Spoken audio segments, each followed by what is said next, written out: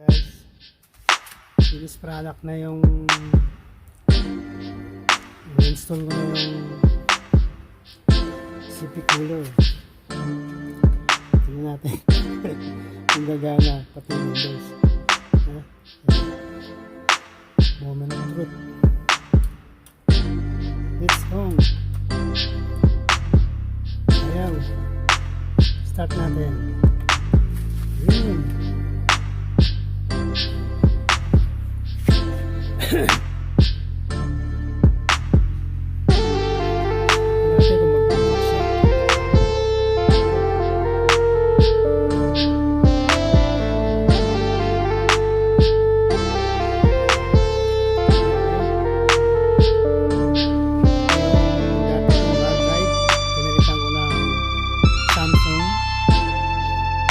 State drive 860 Evo,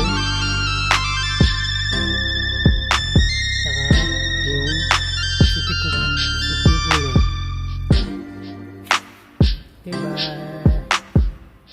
Okay ba?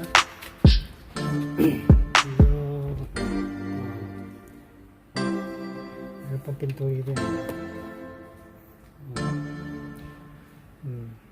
Medyo mahirap na siya ikabit kasi giri-giri siya rito sa ano, sa may tawag dyan, may cooler dyan, yung cooler ng ano, motherboard. Nakalahan talaga medyo ano natin, gawa natin ang paraan. Okay, that's all. Hope you like it. Don't forget to subscribe. Bye. Take care everyone. Bye.